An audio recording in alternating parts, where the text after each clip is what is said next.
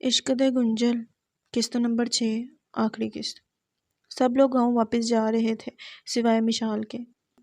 میں دوسری گاڑی میں آؤں گی، تم لوگ چلو، مشال نے کہا۔ مشال کے چہرے پر چھائی سنجیدگی دیکھ کر سب خاموشی سے چل دی۔ مشال کے چہرے پر چٹانوں سی سنجیدگی چھائی تھی جو کسی طوفان کا پیش خیمہ تھی۔ سب لوگ گاؤں پہنچ چکے تھے، مشال بھی پہنچ چکی تھی، لیکن اس کے ساتھ سمارا بھی تھی۔ سمارا کو دیکھ کر زر حیران ہوا لیکن خاموش رہا۔ مشال بیٹا، اس بچی سے آپ نے نہیں ملوایا؟ کیا یہ آپ کی دوست ہے؟ کتنی پیاری بچی ہے، زر کے پاپا بولے۔ نہیں تو آپ کی بھتیجی ہے۔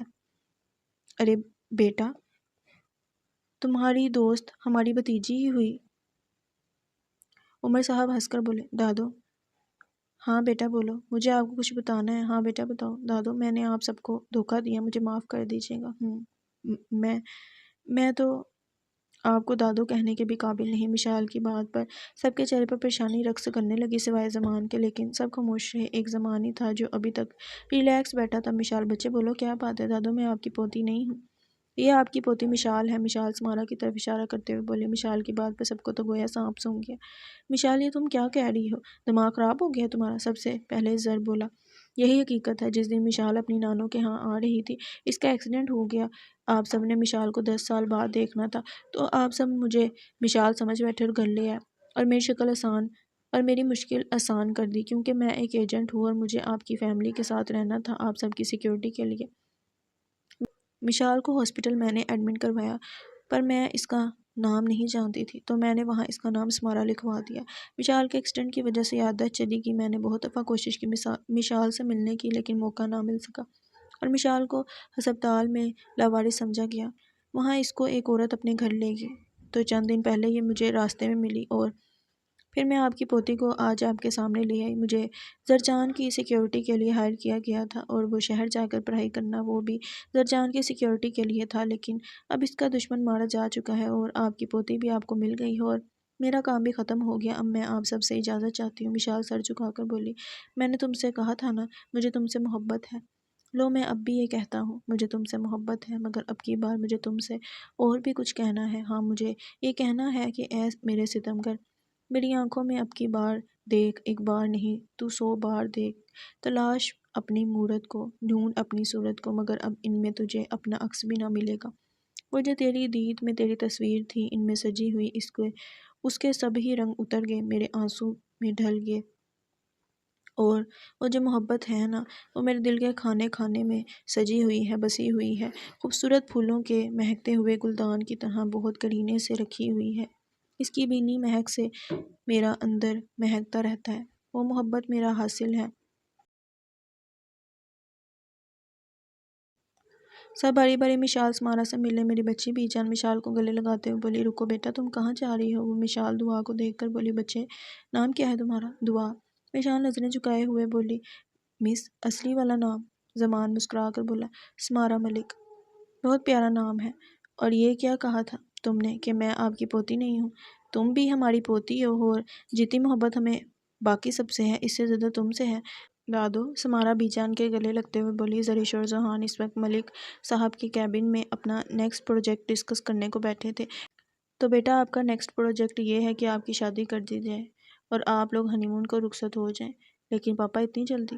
زریش جلدی سے بولی۔ بیٹا، یہ میرا فائنل ڈیسیژن ہے اور اس ٹائم میں آپ کا فادر نہیں بلکہ آپ کا سر ہوں۔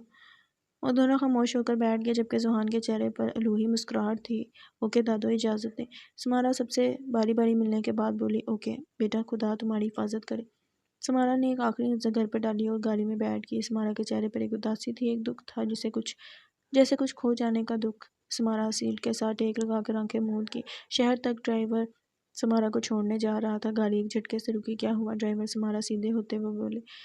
بی جی، وہ چھوٹے صاحب۔ سمارا نے سامنے دیکھا تو زرجان کھڑا تھا۔ سمارا گاڑی سے باہر آئی۔ ڈرائیور، گاڑی لے کر گھر جاؤ، تمہاری بی جی کو میں خود چھوڑ دیتا ہوں۔ جی صاحب جی۔ سمجھتی کیا ہو تم خود کو؟ زر غصے سے سمارا کا بازو پکڑتے ہوئے بولا۔ زر، چھوڑو مجھے، میں جس مقصد کے لیے آئی تھی وہ پورا ہو گیا۔ واؤ، لوگوں کے دلوں سے کھیلنے آئی تھی آپ مس مشال افندی؟ میرا نام مشال نہیں، سمارا ملک ہے۔ سو وٹ، میرے لیے تو تم مشال ہی ہو اور مجھے خود سے محبت کرنے پر مجبور تم نے کیا تھا، اب مجھ سے شادی بھی تمہیں کرنی پڑے گی۔ وہ سب ایک ناٹک تھا اور وہ میرا فرض تھا۔ یار سوچ لو، ناٹک تھا یا فرض؟ سمارا ملک، میرے راستے سے ہٹو، تمہارے سب راستے مجھ تک ہی جاتے ہیں۔ اسمی ڈیئر، چلو واپس شادی کرتے ہیں اور پھر اکٹھے واپس چلیں گے ڈارلنگ۔ شادی ہے، کوئی مذاق نہیں، اور تم میرے ٹائپ کے نہیں ہو، پر میری جان تم تو میرے ٹائپ کی ہو نا۔ Shut up mister زرجان۔ اس سے پہلے کہ وہ مزید کچھ کہتی کسی نے زر کی کن پٹی پر بندوق رکھی۔ جو کچھ ہے نکال دو۔ زر نے گاڑی کی چابی دے دی۔ گھڑی بھی اتارو۔ زر نے گھڑی اتار کر ان کی طرف بڑھائی۔ ایک نقاب پوش نے سمارا کی طرف دیکھا اور سمارا کی طرف بڑھا۔ دیکھو تمہیں جو چاہیے مجھ سے لے لو، پر لڑکی سے دور رہو۔ ایک نقاب پوش نے بندوق کا دستہ زر کے سر پر مارا۔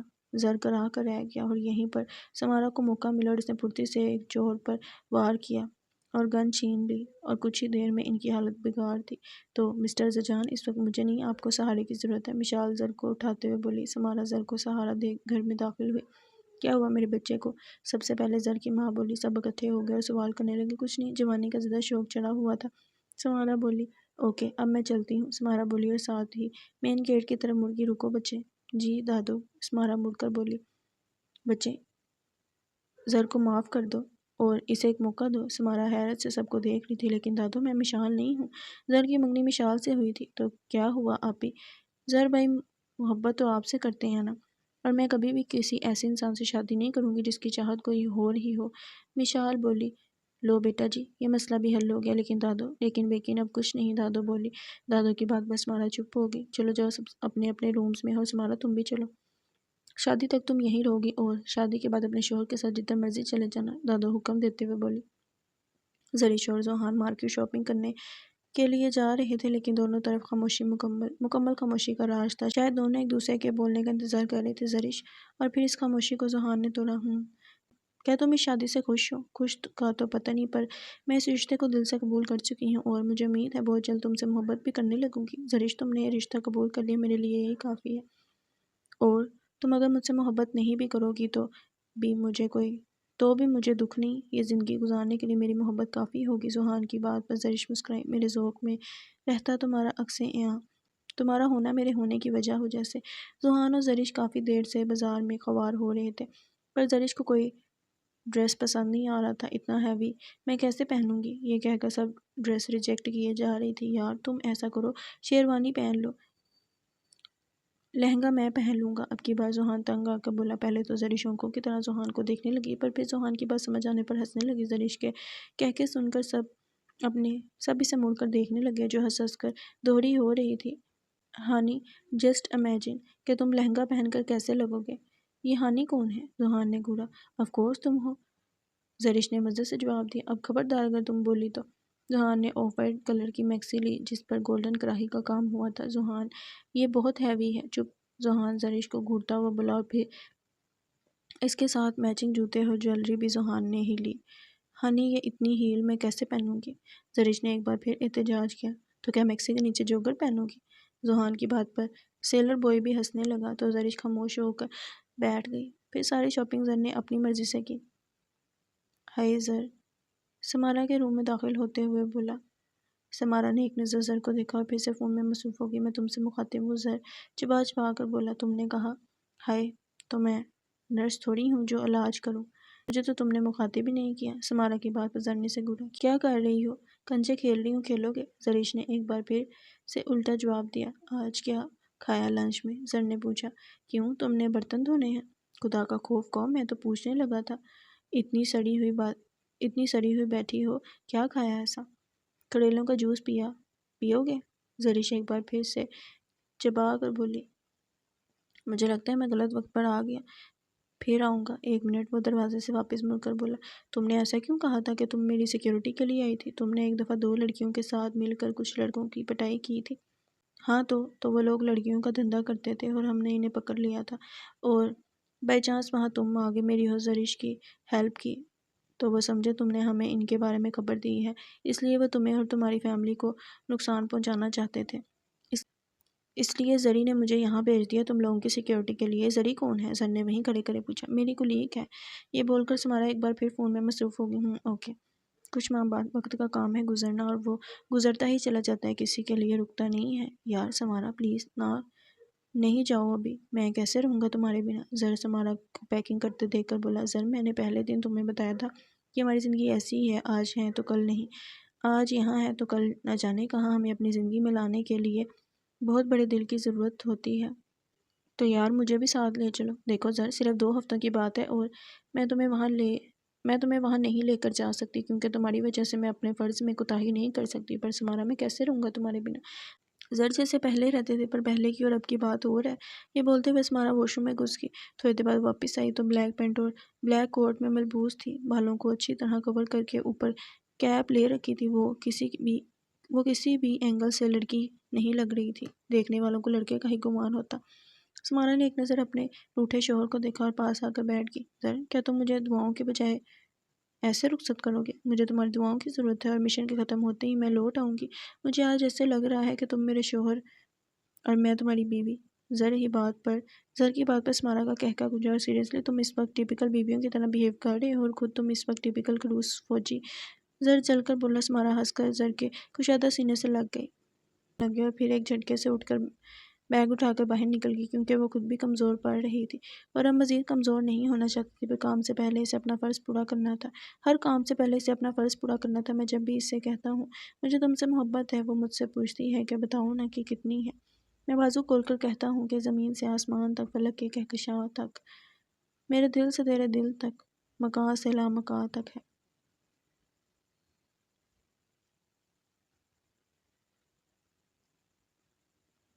زرش اور زحان بھی اچھی زندگی گزار رہے تھے اور اب محبت بھی ان کے درمیان اپنے پھن پھیلا چکی تھی. زحان نے اپنی پیکنگ کر لی. زرش نے پوچھا ہاں یار. اچھا پھر بازار چلیں، مجھے کچھ چیزیں خریدنی ہیں. صرف کچھ نہ، زحان نے کچھ لفظ پر زور دیا. ہاں بابا کچھ ہی. تمہارے کچھ چیزوں کے چکر میں میری پوری تنخواہ نکل جاتی ہے. قسم سے انتہائی کنجوس ہیں آپ. کنجوس نہیں ہوں بیگم، پر اپنی جیب بھی تو دیکھنی پڑتی ہے. بھائی میرے لیے بھی لے آئے گا؟ اسمن چلایا. کیا؟ زحان نے پوچھا. ایک عدد بیگم. اسمن کی بات پر زرش اور زحان دونوں نے مڑ کر اسمن کو دیکھا. دیکھے نا بھائی، آپ کی بھی بیگم ہے، احمد بھی اپنی بیگم کے ساتھ مصروف رہتا ہے، تو میری بھی اگر ایک عدد بیگم آ جائے گی تو میں بھی مصروف ہو جاؤں گا. تمہارا تو واقعی میں کچھ کرنا ہی پڑے گا. زرش ہنس کر بولی. یار اب بس کرو، میں تھک گیا. زحان کوئی 5ویں بار بولا پر زرش کی شاپنگ ختم ہونے کا نام ہی نہیں لے رہی تھی. ہائے زرش، کوئی گرم جوشی سے بولا. زرش نے آواز کی سمت میں دیکھا تو سرمد تھا. زرش مسکرا کر سرمد کی طرف بڑی. کیسے ہو؟ میں ٹھیک، تم بتاؤ؟ میں بھی ٹھیک. Met with my husband. Zarish Zahan کی طرف اشارہ کرتے ہوئے بولی. Hello sir. ہیلو. زحان نے مسکرا کر سرمد سے ہاتھ ملایا. ارینج میرج یا لو میرج؟ سرمد نے پوچھا. Love marriage after arrange marriage. Zahan کے بولنے سے پہلے زرش بولی اور زحان زرش کی بات پر اندر تک سرشار ہو گیا. آج اسے ایسے لگ رہا تھا جیسے اپنی محبت کا صلہ مل گیا ہو. اوکے پھر ملیں گے، ابھی ہمیں ضروری کام ہے. زرش مسکرا کر بولی. اوکے. سرمد بولا. آج زمان اور مشال کی شادی تھی. سب موجود تھے سوائے سمارا کے. سب سمارا کے بارے میں زر سے پوچھ رہے تھے پر زر کو خود خبر نہیں تھی. زر کسی کو کیا پتا تھا. مہندی بخیر و عافیت گزر چکی تھی. سب خوش تھے، بس زر کو کسی کی کمی کا احساس تھا اور یہ کمی ہی رہی کیونکہ سمارا کے آنے کی ابھی کوئی خیر نہیں تھی. سمارا 2 ہفتوں کا وعدہ کر کے گئی تھی پر آج 3 ہفتے گزر چکے تھے. وہ تو یہ بھی نہیں جانتا تھا کہ اس کی سمارا زندہ بھی ہے یا نہیں. انہی سوچوں میں نہ جانے کب اس کی آنکھ لگ گئی. رات کا نہ جانے کون سے پہر زر کی آنکھ کھلی تو اسے اپنے پہلو میں کسی وجود کا احساس ہوا. آج زر کو بچپن میں سنی سب چڑیلوں کی کہانیاں یاد آ گئی کہ کیسے چڑیل خوبصورت مردوں پر عاشق ہو جاتی ہے اور پھر ان کو اپنی زندگی میں لے جاتی ہے. زر کچھ دیر ایسے ہی لیٹا رہا اور پھر ہمت کر کے موبائل کی لائٹ آن کی اور ساتھ پڑے وجود کو دیکھ کر وہ ساکت ہو گیا اور پھر ہوش میں آتے ہی اس وجود کو کسی قیمتی متاع کی طرح اپنی پناہوں میں چھپا لیا. صبح سب خوش تھے. آج تو زر بھی چہک رہا تھا. زمان اور مشال کے نکاح کے ساتھ پرواہ اور شاعری کی بھی منگنی ہو گئی تھی. زحان آگے بڑھا اور مائک لے کر بولا. بی جان، میں اپنے بھائی اسمن کے لیے آپ کی پوتی مروہ کا ہاتھ مانگنا چاہ رہا ہوں کیونکہ وہ اسمن کی آنکھوں میں مروہ کے لیے پسندگی دیکھ چکا تھا. بی جان، سمارا کے سامنے اسمن کی زندگی کھلی کتاب کی طرح تھی. کچھ دیر بعد بڑوں کی گفتگو کے بعد مروہ اور اسمن کا نکاح بھی طے پا گیا. بھائی 1 منٹ رکے. اسمن سٹیج پر آ کر بولا. سب نے حیرانگی سے اسمن کی طرف دیکھا. بھائی مجھے صرف لڑکی کا ہاتھ نہیں چاہیے، پوری کی پوری لڑکی چاہیے.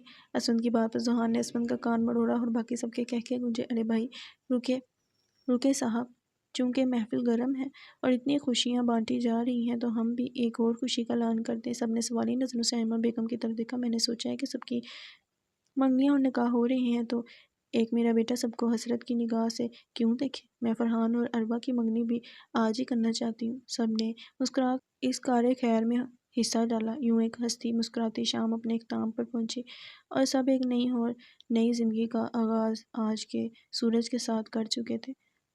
اب ہر طرف صرف خوشیوں کی چہکار تھی۔ The end.